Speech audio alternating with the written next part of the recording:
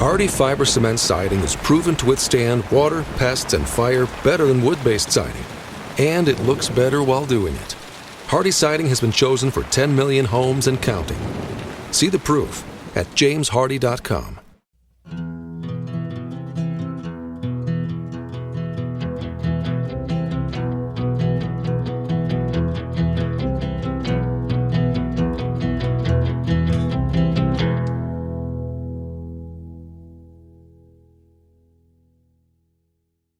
Hey everyone, welcome back to National Park After Dark. We got another Trail Tales for you, and I feel like it's been a while. I hope everyone liked the interview with Tyler last 2 weeks ago. I thought it was really interesting. I've never known someone who's gone through something like that before. So to talk to someone who was in one of those camps is really cool. I say one of those camps, I've met people who have been to wilderness therapy and enjoyed it, but to be in such a negative experience, it was very interesting. Well, can I just show you? Actually, this is so funny. So I was looking through pictures last night to schedule a social media post for it. So by the time this comes out, the decision has been made, but I haven't made the decision yet. And I was looking through old pictures, and they're, of course, all college pictures. And I'm like, Tyler, I can't post any of these. And he's like, okay, let me see. Like, okay, this is Halloween, but like, no, Halloween is always like, who is that? Who's that? I can't even, it's not in the screen. You can't see it? Oh no. Oh, maybe. You should text it to me because it's really blurry for me. Like it comes off weird because I think it's on a screen. So, okay, I'm sending these to you right now because it's so funny. And he's like, Danielle, I can't condone any of these being posted. I'm like, okay, well, we don't take pictures together. So the most recent one we have is actually on a hike. So I'll probably do that. But that was also like 4 years ago. So I don't know. So, I'm like, it's that's either better than college was like 10 years ago at this point. Oh my God. Okay, first of all, I needed to lay off the tanning booth. So we all needed to lay off the tanning booth, but yes. Those poses also, hand on the hip. Your hair's still great though. Thank you. Yeah. Thanks. Very college photos. There's like an Entourage poster in the background of one. It's like, oh my God, like please. Amazing. Okay. Anyway. The longer you look at the details, the better these photos are. The first one is Halloween. I think I'm a vampire. I would say a vampire. There's blood all over me. Yeah, not a clean vampire. Like I just killed someone, obviously. Anyway, okay. Trail Tales. Trail Tales. We have stories today. Yeah, we do. Okay.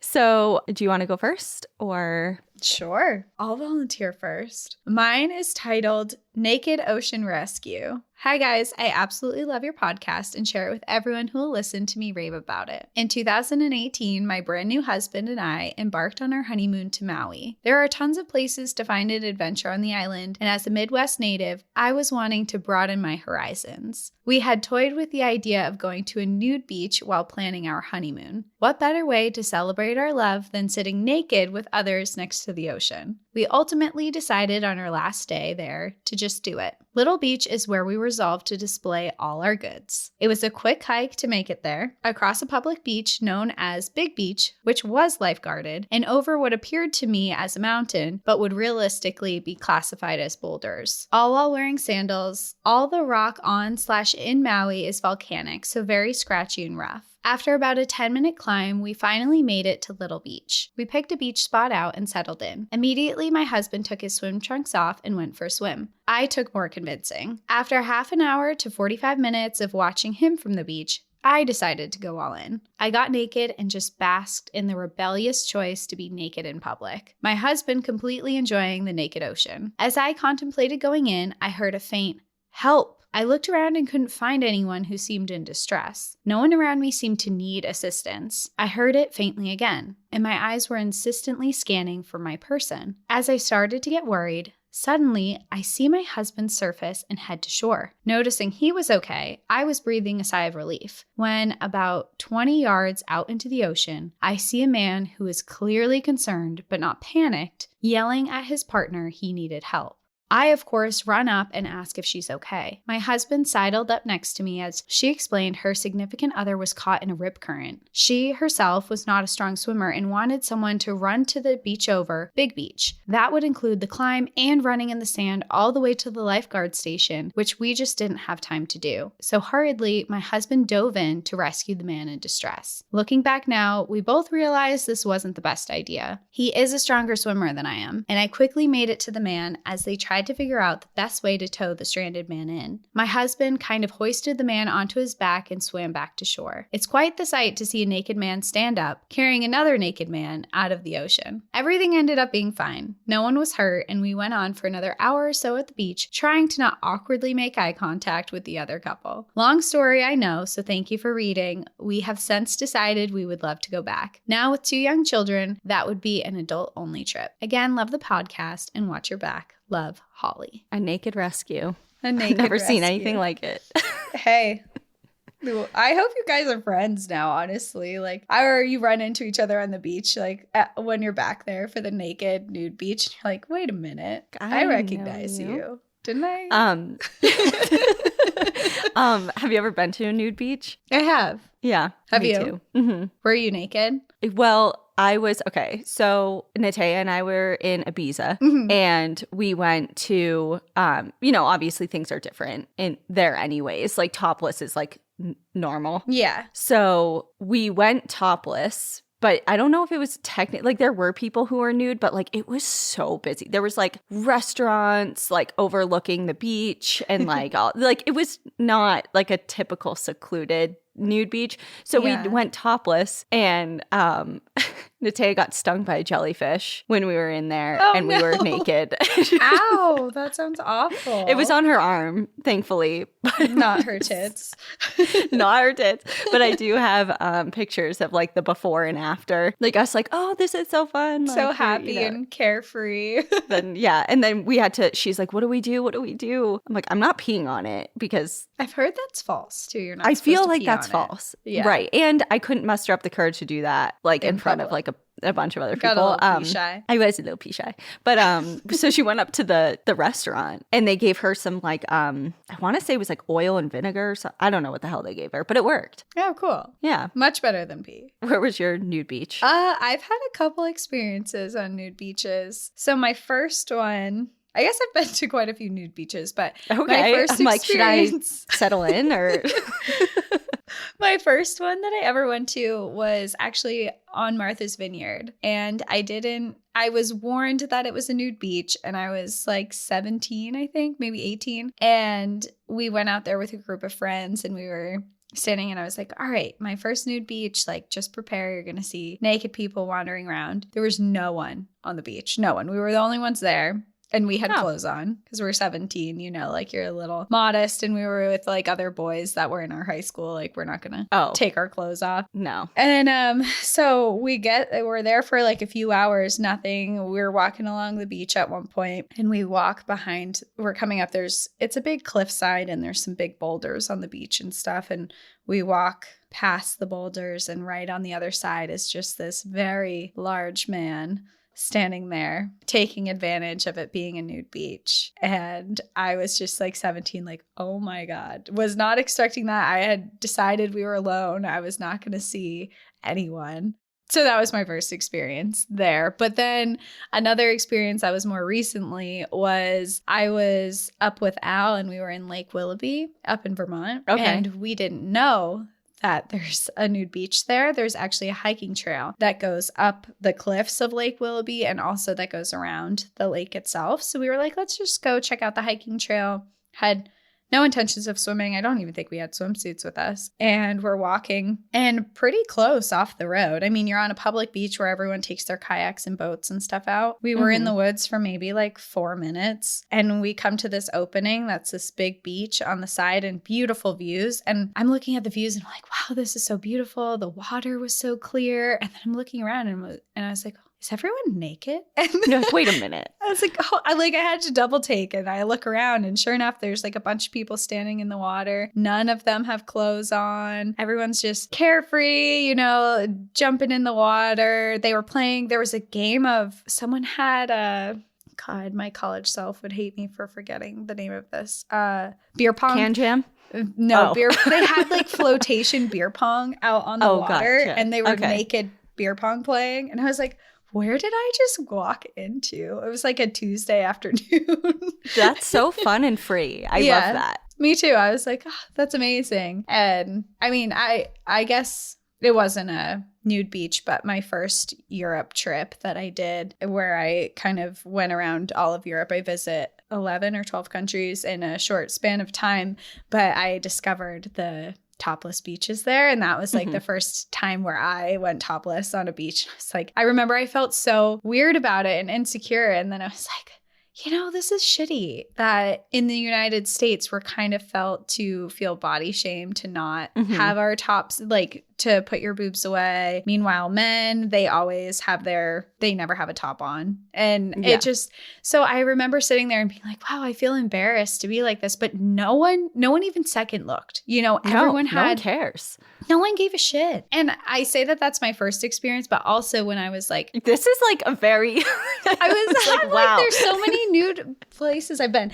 I was in Italy when I was a kid, and I actually did it because I had kidney transplants and problems growing up and stuff. Was eligible to do the Make-A-Wish Foundation, and I wished to go to Italy. And we went to a beach, and everyone there was topless, and I was like 14 at the time. I was not topless.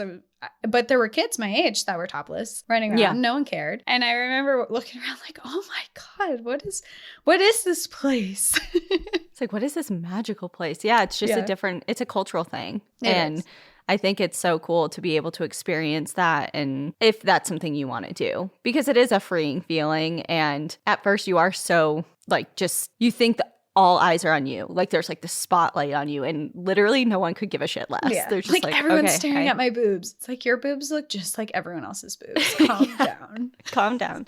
I stumbled across a nudist camp once on the way. I think I've told this like maybe a couple years ago on the podcast. But when the first time I lived in Colorado, so 2015, I went to do a guided hike up to the Mexican free-tailed bat colony in the San Luis Valley. Oh, and I think I remember this story. yeah, and the guided hike just went through a nudist camp. So there was people hiking that literally just had socks, hiking shoes, and their poles and a backpack. And then they were just completely naked. And I'm just, hi. You know when you like walk by someone on a trail either way and you're just like, hi, how's it going? Like just really quick. Have a nice like, day. Hey. Have a And nice it's just day. like, hi. Yeah, so that was the only time I've stumbled across like a true nudist community, Yeah. like full time. Okay. Anyway, I'm going to share my story because we like nudist stories, apparently. okay, apparently, yeah. Yeah.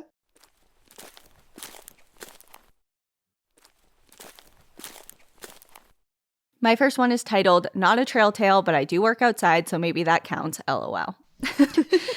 Howdy, y'all. My name is Em, and I go by they, them pronouns. I started a new job at the beginning of the year, and it's been stressful. And for some cruddy, unbalanced karmic reason, my family has been dealing with a shitstorm after shitstorm this year. I moved away from home, Florida, to Virginia a couple years ago, which has made me feel incredibly helpless as they are dealing with historic flooding, the death of my grandma, being displaced because of said flooding, financial struggles, mental health issues, etc. I landed a cool position at a university here at the beginning of the year as the plant health specialist for the landscaping department, taking care of all these pests and diseases that may afflict the landscape plants. Finally, big kid career shit. My commute sucks, which adds to the stress of work, but I've managed to listen my way through all of your episodes in a couple of months. While my job is awesome, it's incredibly stressful because I work with an entire department of Yee County men who have no idea what my job really is and expect me to do all the same things that my predecessor did, aka destroying the planet and its biodiversity with dangerous, poisonous chemicals. Not my style and not on my watch, motherfuckers. I like your style. I got to the signs/no such thing as coincidences trail tale episode a little bit ago, and I decided, frick it. Let me ask all my dead relatives in this magnificent universe of ours for a sign. So I did. One morning, driving to work and crying, and most likely hearing some horrible breaking news headline on NPR, I said, okay, universe, I really need a sign that everything will be okay. And I waited all day long. And the universe, well, she said nothing. Thanks a lot, I thought. I was feeling desperate and really needed an immediate response. I thought, okay, let me try again. Maybe she was just sleepy because it was like 4:30 a.m. So the next day, while driving home, I said through tears again, okay, universe, I really need a sign that everything will be okay. The whole while I'm thinking I don't know what it is the sign should or could be, but I'll know it when I see it. So I put on my best patience pants and let go. The next day, I was scouting for a certain kind of pest that attacks a certain kind of plant because they've all been declining and I can't figure out why. Most likely just the changing climate and they're not happy in Virginia anymore, but it's fine. Climate change isn't real. Laugh my ass off. Sarcasm. I noticed a different species, same genus, different species of plant that was doing just fine, but figured I'd scout the crown of the plant for the pest just in case. I made my way down the row of overcrowded plants and didn't see anything. I almost didn't check the last one, but I decided, whatever. I can fit under there. Let me just check. I crouched down and looked under, saw a Post-it note under the bush, and was like, oh my God, yes, I love reading lost notes, like grocery lists and school notes. Like I mentioned, I work at a university, so lots of fun stuff to find. I flipped it over and read it and just sat under the bush for a hot second, taking it all in. It was a handwritten note that said, "You got this," with 2 exclamation points. While that sounds like enough of a sign, I have the same exact note written to myself at the base of my computer screen at my desk, as my reminder to myself that even when my job sucks, I went to school for this, I know my shit, I got this. I said, okay, universe, thank you, and shoved it in my pocket. I had a meeting later that day with a student for the working group we co-chair together, and they confided in me that they had a huge presentation coming up and were really worried about it. They then said, I don't got this. And I thought, but you do. I whipped the note out of my pocket and handed it to them. I told them, I asked the universe for this earlier and she delivered. Here's your sign now that you got this. While it wasn't a sign that everything will be okay, I do fully believe that I got it. I'll be able to handle anything thrown at me. And while that's scary, it's still reassuring. I decided to leave a note in one of the gardens for anyone else wondering if everything will be okay, and I really hope someone stumbles upon it. Anyways, that's my story. Attached is the picture of the note where I found it, and my own note to self that sits on my desk. Thanks for reading, thanks for the awesome podcast, and for keeping me company on my ridiculous commute. Remember to enjoy the view and make sure to check under all the lilacs for signs from the universe. She may have hidden it under the last one. M. I love that story. I just love that they shared their message with someone else later on, too. It's all about passing it along. Pay I it felt. forward. Yeah. And like, that is such a good movie also. And I was just thinking about that movie. Were you? I haven't seen this that week. Movie. It's a movie I've seen. And whoa. I thought I was going to have to explain it. But I haven't seen it in so long. It's in 90s? Or early I feel like it's early 2000s. But yeah, I don't maybe. know. It's like right on that line. If I had to guess, I would say 2005. Good guess. Google it. Okay, Google it right now. It has the kid from The Sixth Sense, right? Yeah. What's your guess? I think it's 02. You're closer. It's 2000. Oh, okay. So right on the line. Yep. Yeah, that's a good movie to watch. Everyone should go watch it. Yeah, it's really nice and wholesome and won't make you cry at all. No, you won't cry even one tear. Even one tear. Okay. My story.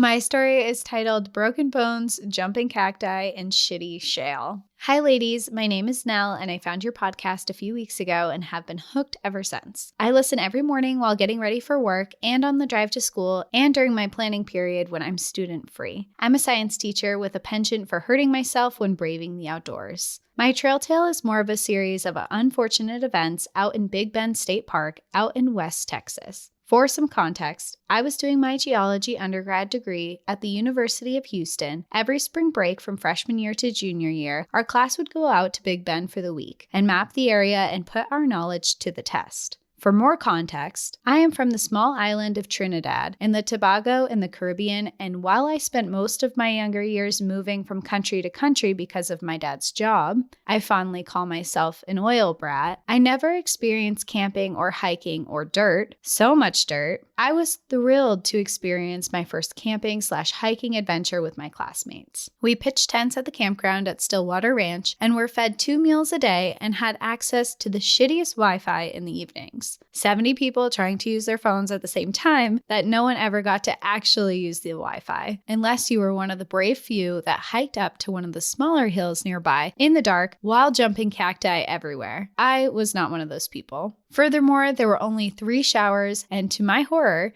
they asked us to wipe our asses and toss the toilet paper into the bins in the bathroom.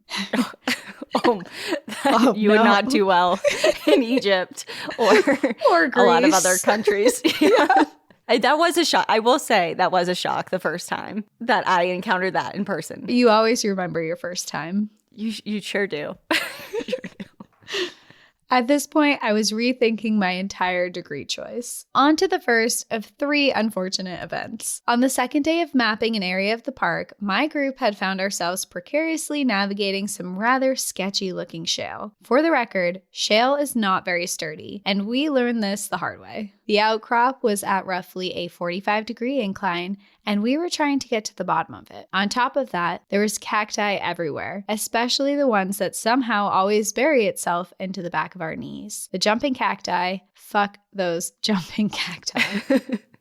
About halfway down, I lost my footing on a part of the outcrop that was more crumbly than I realized. I went careening down the outcrop, sliding awkwardly about 20 feet. During this, I managed to get my right wrist under me and at some point felt a sharp pain shoot up my arm. My friends quickly made it down to me and I was just a heap of tears. I had also landed on a cactus patch. It's here that I'm going to say I'm rather uncoordinated and prone to hurting myself while walking. It's a talent of mine. I also developed a good dose of fear of the outdoors, having not ever been exposed to being in said outdoors. I was incredibly cautious of every step I took and would panic when I lost my footing. I also have a paralyzing fear of heights. Obviously, I didn't think about the whole geology thing though. So we made our way back to the road where the vans were parked and I had to be taken to the Alpine where I found out that I had fractured my wrist pretty badly in 4 different spots. Oof. Oh no. Needless to say, 2 days into a week-long mapping trip,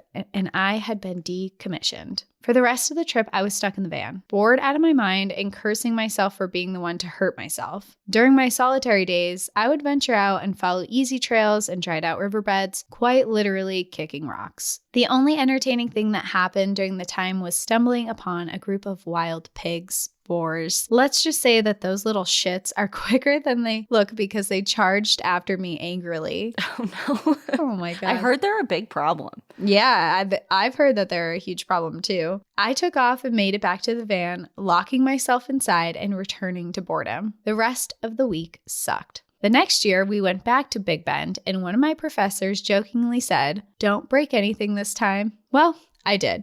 Oh no. This time around, I made it 4 days without injuring myself. On the second to last day, we were mapping out one of the ancient lava flows. Before we had left the vans, one of the guys passed around those Jolly Rancher hard candies. At some point while mapping, I popped one into my mouth and enjoyed the sweetness. My group decided to stop and take strikes and dips out of one of the outcrops, and it was here that calamity erupted. I lost my footing, and I ended up biting down on that hard candy. Shooting pain blistered through the left side of my jaw. I pulled out the Jolly Rancher from my mouth, and with it came half of my wisdom tooth. I was blinded by the pain. Second time around in Big Bend, and another broken bone. I bore that pain all day until we got back to Stillwater. One of the cowboys out there, a lovely old gentleman called Doc, noticed that I was in pain. At this point, I could barely talk. My friend recounted my tale, and as it turns out, Doc was actually a doctor. He took a flashlight and looked into my mouth, prodding the remaining half of my wisdom tooth with a gloved finger. I was in blinding pain. He disappeared, and moments later, he returned with some of those good drugs. I was loopy all the way back, and that same professor who told me not to break anything before we had left told me, "You're just a magnet for breaking shit." Thankfully, the drugs worked, and I was able to get to the dentist as soon as we got back. Fast forward to our third and final trip to Big Bend. Oh God. Maybe don't go back. Don't go to Big Bend. Don't go. Don't do it. I was extra careful each day, playing it safe when climbing up mountain faces and being hyper aware of everything around me. On the last day of mapping, we were faced with the toughest terrain of the trip, and even the best hikers were a little nervous. I was trailing in the back of the group, picking the safest places for my feet and keeping my eyes down on the ground. Well, looking at the ground means I didn't see what was in front of me. I found myself on the edge of a trail on, you guessed it, shitty shale. It gave way beneath my feet and I tumbled down about 20 feet. For good measure, the universe threw in a patch of cacti for me to land in. A few of the guys came after me only to find me with a dislocated knee. Shut up. No. No. It's like, it's funny, but it's not funny. Like this, It's not. I'm so sorry this happened, but oh my God, you are. This story reminds me so much of one of my friends in college who we always made fun of because wherever we went, she tripped and fell and hurt herself like somewhere. There But is not always to this one. extent. Not to this extent. And in parentheses after this, it says, a few of the guys came after me only to find me with a dislocated knee. And then they go on to write, I had dislocated this knee a few months before as a sex injury. No. No. How do you dislocate What? your knee during sex? Yeah. What position were you trying What? to maneuver? Yeah, we need details. Yeah. It can be I love outside it's the like, podcast, but we would Yeah, still no, like yeah, to we know. won't share. I dislocated my knee. It's like people recounting like old like war injuries. It's like, just an old sex injury.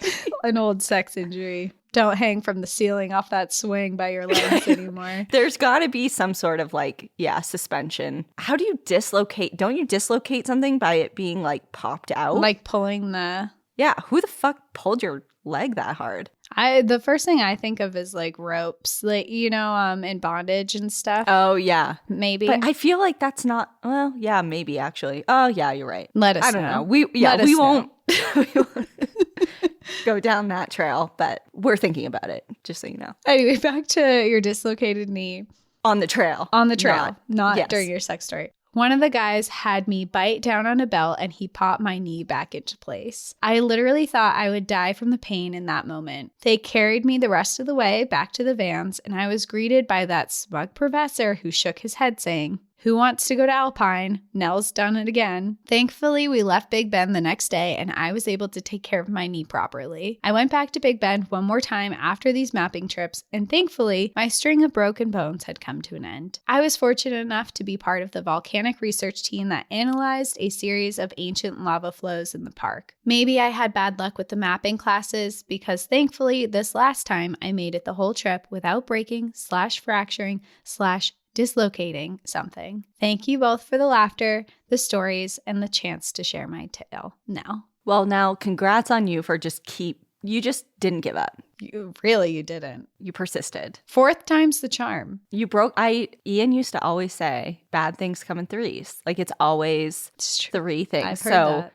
you went through it, you got to your 3, and now you're free. You got 2 or 3 and now you're free. I like Yeah. that. There you go.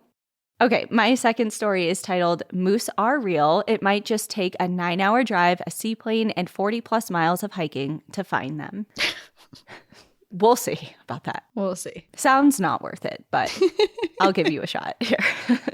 Hello, you have been my go-to binge listening podcast for the past several months. I've talked it over with my husband, and after hearing a handful of trail tales and the two of you mentioned moose aren't real, it was time for us to share our tale. My husband, Kevin, had been obsessed with the idea of going to Isle Royale for years. 2019, Lisa, decided to plan a backpacking trip for his birthday. We are Michiganders, but live in Grand Rapids, which means Isle Royale is 500 plus miles away, so it's a pretty big trip to plan. Now, at the time, I had been on all of one backpacking trip, and he had been on none. We bought our packs early and went hiking often with our bags weighed down and our planned hiking shoes on before the big trip. This trip was much harder than either of us expected. It rained almost the entire time. The bugs were terrible. I have asthma and type 1 diabetes. Luckily, I wear an insulin pump and a continuous glucose monitor. I ultimately had to stop my insulin delivery altogether and constantly take hits from the honey bear I packed for sugar lows. Kevin grew up with his family being very into moose.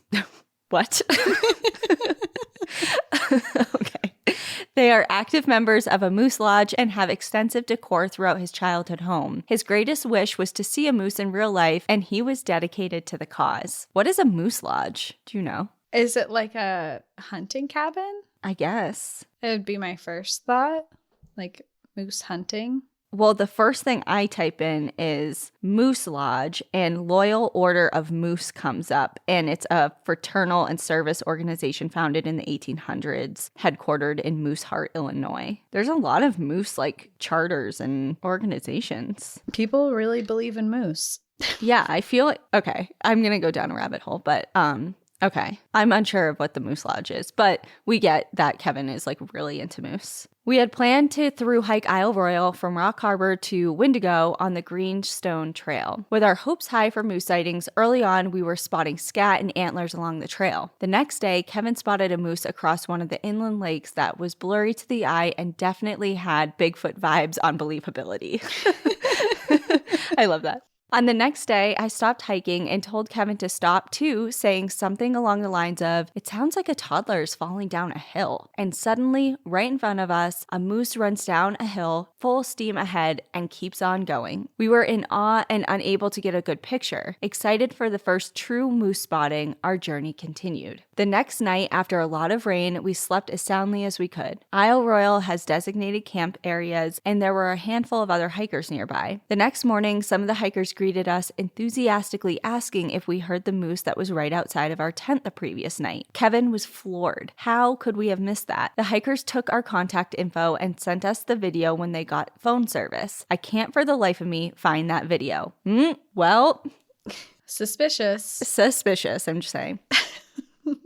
Day 5 finally came and Kevin was feeling defeated about missing the close moose encounter. We had finished the hike, but I could tell he was feeling a little down. And that's when we heard a splash in the nearby river of our campsite. Kevin ran to see what it could have been, and sure enough, a young moose was playing in the water and splashing around. It could not have been a more majestic view. Happy, exhausted, and definitely smelly, the trip was finally coming to an end. Thank you for all of the work you do, compiling your research and telling stories. Best, Lisa and Kevin Peterson. His wish came true. His moose dream came true. Saw moose, allegedly. Yeah, the video disappearing is like A little suspicious, but we are happy for you regardless. I know. And I will say that she did attach some pictures of the moose in the lake. So I'll post them. Oh, cool. Yeah. You guys can be the judge. I did see, so up at my house, right near us is this Class 4 road, and I was walking Tucker, our dog, on it, and I found these huge moose prints, and they're very close to my house. So maybe I'm one step closer to seeing a moose in New England. Maybe. You're so close. So close. And it reminded me in that story when she was saying that like the other campers got footage of the moose near their tent or whatever. Mm-hmm. I mean, do you remember when we were in Alaska and we were camping? And so there was the mother moose, and I think she had 2 babies with her, but she laid down. She was right in our campground, and she laid down, and you couldn't see her unless you had followed her like when she was standing before she laid down. You had to really look. You had to really look, and there was I think it was like a grandmother and a grandson. Oh my God, that were running literally directly towards them. And there was like a group of maybe like 7 or 8 of us that were watching from a distance. And we're trying to be like, hey, stop. You're going to just run directly into this mother. Like I was like, I have to look away. Like there's nothing I can do anymore. We were like talking as loudly as we could, waving our arms, trying to get their attention because they were just coming back from the bathrooms, like going back to their campsite or something like that. And we were like, There's a about to moose get right there, like stomped. trying, with her babies. This is scary. And we're trying to get her attention. And we finally did. And we're like, there's a moose right there. And she turns around, she like grabs the kid and like they start like running towards us. We're like, oh, good, you're running. But they were okay. fine. Nothing happened. But the moose seemed pretty unfazed that anyone was there anyway. But they were walking so close to them and it was this little kid that was like zigzagging and like running back and forth and like just so excited that we were just so nervous right next to a baby moose. And yeah, that was a moment that I thought was going to turn bad. yeah. He was barreling right, like almost on top of her. Yeah, he was probably like 5 feet from her, but she was in grass and he was like right outside the grass. Yeah. Yeah. That was scary. We have like a personal antidote for like every one of these stories. I know. today. All these are like written for us. And this next one is also we can also relate to because it is titled Trail Tales from South Africa. Oh. Why I thought Americans were so dumb and why you ladies have completely changed my mind. Oh, well. Let's see.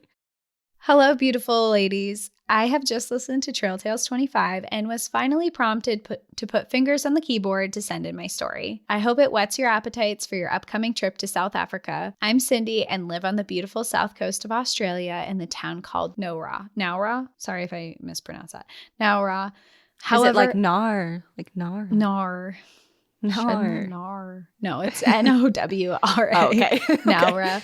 However, I was born and grew up in South Africa. So super envious of your upcoming trip there. Wish I could be there to join you. So this is an older trail tale because our trip's over, but it was a lot of fun and we loved being there. When I was 19, I was studying hospitality management. And for the second 6 months of the second year, we were placed on a practical posting out in a location for the on-the-job experience. I was posted to Tau Game Lodge. Tau means lion, which is a luxury safari lodge located in Madikwe Game Reserve. Madikwe Game Reserve. Sorry if I'm mispronouncing all these. I'm trying really hard. This was my first time ever away from home on my own, and when I say I was in the absolute middle of nowhere, I'm not kidding. It was over a 4-hour drive from where I lived in Johannesburg. At the 3-hour mark, you hit the last semblance of civilization in a town called Zeerust. Turn north and then head up a straight road doing 120 kilometers per hour, which is about 75 miles per hour, for another hour. There is nothing but African bush all around you. Then suddenly, you see the South Africa-Botswana border post coming up in front of you, and just before you drive into the lane to show your passport, there is a dirt road to the right. Taking this, you drive another 30 minutes or so before finally coming across the stunning Tau main camp. The Madikwe Game Reserve, in which Tau is located, is a 75,000 hectare protected wilderness conservation area in South Africa's northwest province, bordering Botswana. The reserve's grasslands, forests, and rocky Tishween, I think, hills are home to a variety of wildlife such as elephants, lions, leopards, and rhinos, plus endangered wild dogs. While I was working there, if I was not on shift, there was a lot of downtime and really not much to do at all. Being so isolated, I took every opportunity to jump on a game drive with guests if there was a spare spot available. Such a perk of the job. And aside, sometimes if we wanted to treat ourselves, we'd get takeout run in Botswana. Yes, we'd have to go across the border, get our passport stamped, get the takeout, then come back and get them stamped again before heading back. The takeout was always cold, but it was always worth it. During those 6 months, I saw things that most people never have the privilege of experiencing, and I will forever hold on to these as some of the most cherished memories. I saw leopards, lions, rhino, and got charged by an elephant. I watched as a curious juvenile hyena came up to our spotter on the front of the Land Rover and sniffed his hiking boots, experienced thunderstorms in the pitch black African sky with lightning that reached from the sky to the ground, and sat on the veranda of my very basic staff accommodation, listening to the roar of the massive male lion just out of sight on the other side of the electric fence as the sun set. Unbelievable. Madikwe is one of the very few places that the highly endangered wild dog can roam free and safe, and on one very special trip out, we found their den. Mom and Dad were calmly lying at the entrance while the litter of about 10 pups tousled and played around them. When we stopped the Land Rover to watch this spectacular scene, the curious and playful pups came over, one even lifting its leg and peeing on the tire of the vehicle. And then, with one yip from the mom, they all went running back to safety of the den. Magical. My then boyfriend, now husband, was able to come up and spend a few days with me at the lodge in the gorgeous guest accommodation. Another amazing perk. We were able to go out on a sunset game drive and jump on with an American couple. The Land Rover has 3 rows of seating that ascend like the theater seating behind the driver, so you can take up to about 12 people, but on this drive, it was just our guide, the American couple, and us. They sat in the row directly behind the driver, and we sat at the back. All the Land Rovers go out at the same time, but take different routes. However, they are all in radio contact so that if something comes across something noteworthy, they can tell the other drivers and let them know. There was a lot of chatter on the radio that evening as one of the group of lions had been spotted in the area, so everyone was on the lookout. A call came over the radio to say the Chaba sisters, 2 lionesses, sisters and their cubs, had been spotted, and so we were making our way in that direction. Then we heard, "They're on the hunt," and my adrenaline really started to kick in. My heart was pounding because I knew we were getting close to where they were. As we rounded a bend, we heard loud crashing in the bush in front of us, just out of reach of where we could see through the dense undergrowth, and then seemingly out of nowhere, an antelope came crashing out of the grass and trees with one of the massive lionesses firmly attached, jaws clenched tight around its throat. It was clearly fighting a losing battle, but it was fighting nonetheless. It was whining in high-pitched squeals, and the lioness was making loud grunting and huffing noises in efforts to subdue its prey. This had all happened in front of us in a matter of seconds, and as we were trying to take it all in, I realized that the American couple were shouting at our guide, "Oh no, do something, do something," and pushing at his shoulders from behind, encouraging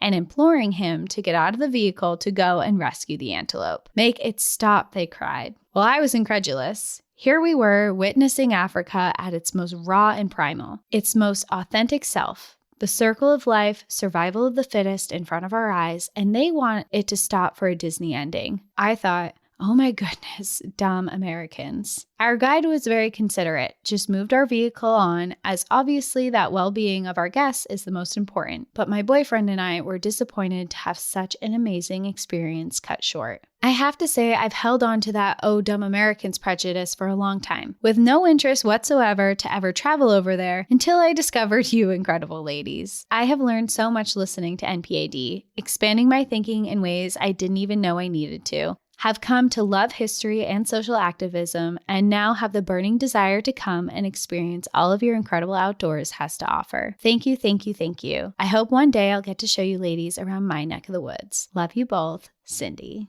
Wow, Cindy, that's an honor. That is an honor. Because I get it. Yeah. I mean, I think that Americans have a bad reputation for a lot of reasons, but I also think that there are a lot of really good people here too. And I think there's a lot of really interesting things happening here, and there's a lot of history. And of course, one of the really wonderful things about the United States is that it is a country where you can see every type of terrain here. You know, you can go see tropical paradise places. You can go up into old growth forests. You can go high into alpine areas. I mean, there's desert landscapes. There's just so much that is here. So I definitely think it's worth the visit. And I'm glad that our podcast has helped you see that we're not just the people who are screaming, "No, don't kill the antelope," and "lions don't eat," you know. Yeah. I mean, there's more that certainly happens. And then, of course, if you follow Torons for Yellowstone, then you really see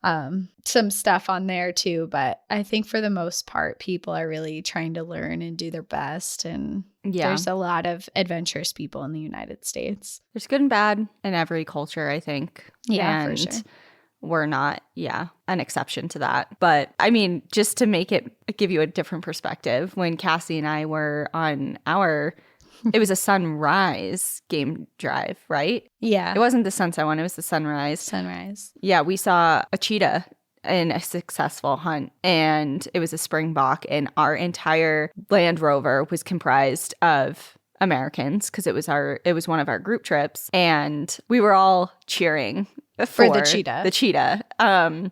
We were just like so astounded to be able to see nature in action, and just like you were saying, like at its most primal and visceral and raw, and that's why we came to see wildlife and nature in action. So there are people out there that, I mean, it sucks. Like it is sad to see something struggling for its life and dying in front of you does. I mean, if that doesn't affect you in some sort of way, I think that's maybe a little telling, but obviously we know, circle of life. Everyone has to eat. Yeah. Yeah. If the lion didn't get to eat, then, like if that antelope lived, then the lion wouldn't get to eat. Right. Yeah. I mean, why are we explaining the circle of life to everyone that understands it? We're like, just so you know, this is how the world works. We're just trying to prove that we're not dumb and we understand that was a cool experience.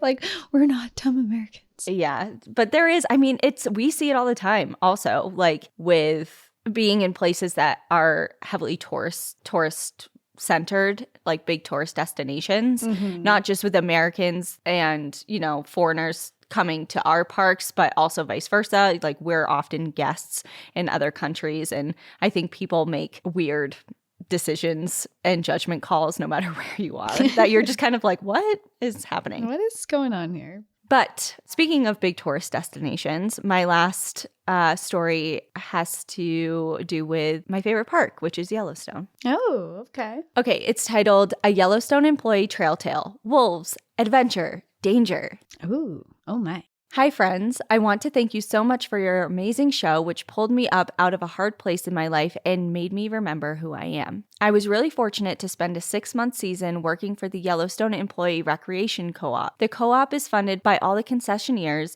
and the National Park Service within Yellowstone, and our whole job was to take employees out to enjoy the park on their days off. It was a tremendous gift. I have so many stories from that summer that I want to share with you all, but this one feels extra special. I worked and lived in the Canyon Village in Yellowstone, right by the Grand Canyon of the Yellowstone River. My coworkers loved to fly fish, and while that wasn't my cup of tea, I always was down for a hike and a trail beer. So one day after work, we all set off on a short hike, maybe a 2-miler, to a little pond near our office. The trail twisted through thick pine trees, giving me occasional peeks at the surrounding mountains and the promise of the lake at the end. The whole place smelled like a mixture of pine and adventure. So there I am, soaking it all in, when we all see this critter moseying down the trail ahead. At first, we figured it was your regular coyote. Nothing too out of the ordinary for Yellowstone. The coloring and size seemed right, and usually coyotes would scamper off as humans approached. I was enjoying the moment, just happy to share the path with some wildlife. But as this 4-legged friend got closer, something felt off. It was bigger,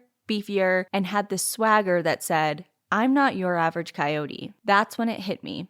It was a wolf, a wild Yellowstone wolf, and I was just standing there, taking it all in. We were standing on an established trail in the middle of a valley. There was no place to go, no place to hide. Our best bet was to be still and uninteresting. As the wolf got closer, instead of bolting into the wood like I expected, it started circling us. I couldn't believe it. A real-life wolf doing laps around me on a hiking trail. It was like a scene out of a nature documentary. We locked eyes for a beat, and as she continued around me, I just held my breath. She was so beautiful and strong and so curious and unbothered. After finishing its mysterious circle dance, the wolf casually strolled past, like our encounter was just another day in the office for her. There I was, left standing, grinning like a fool, realizing once again why Yellowstone is this untamed wonderland. It was a wild reminder that in these woods, you never know what kind of awesome surprises Mother Nature's got up her sleeve. Someday I'll write in again to tell the story of a bison running into my van, or me drunkenly running into a sleeping bison with my body on the trail. But for today, this is enough. Working in these kinds of jobs isn't lucrative, but I really encourage your listeners who are young, single, and free to consider working in the parks. Whether you're in a job like mine or working as a waiter or a housekeeper, getting to live in a national park is something you'll cherish for the rest of your life. Enjoy the view, but it's not just a coyote, Candy.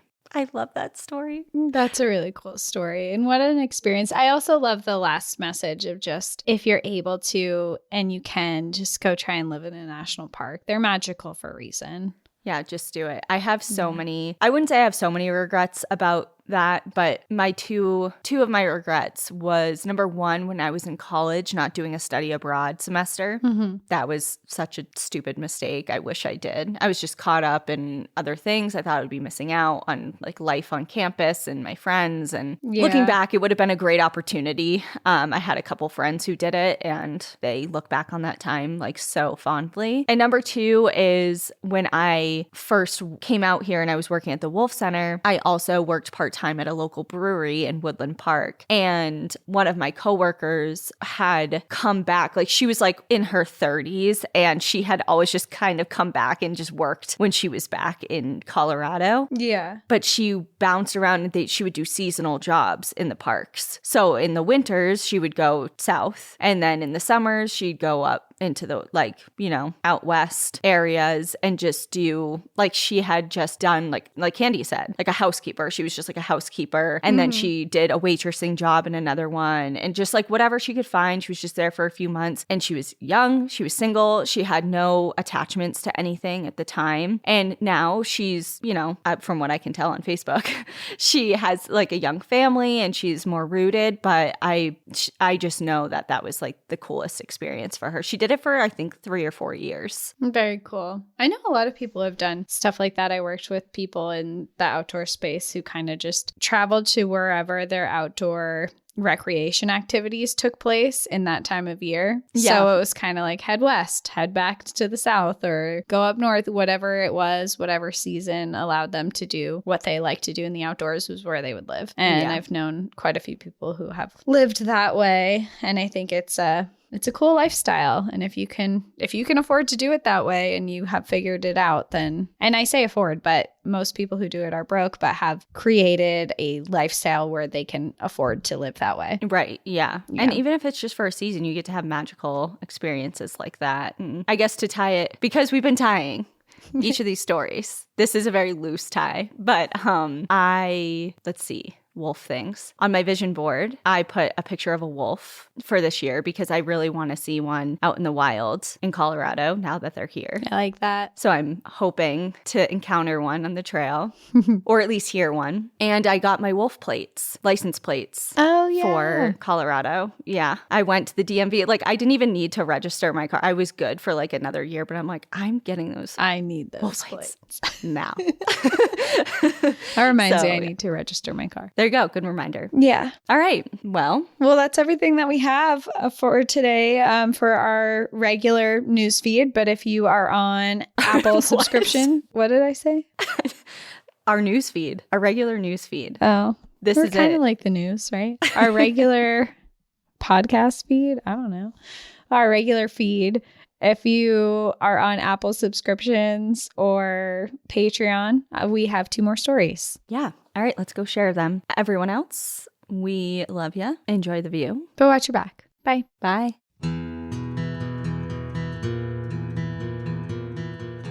Thank you so much for joining us again this week. If you have a trail tale or story suggestion, send us an email at stories@npadpodcast.com. Follow us on Instagram and Facebook at National Park After Dark and on Twitter at NPAD Podcast. Join our Outsiders Only community on Patreon or Apple subscriptions to listen ad-free, unlock monthly bonus episodes, and exclusive content. And remember, when you support our sponsors, you are supporting our show. For our exclusive discount codes and source information from today's episode, check out the show notes. For more information on our show, our book recommendations, merch updates, and more, visit our website at npadpodcast.com. And please rate, review, and subscribe from wherever you listen to podcasts.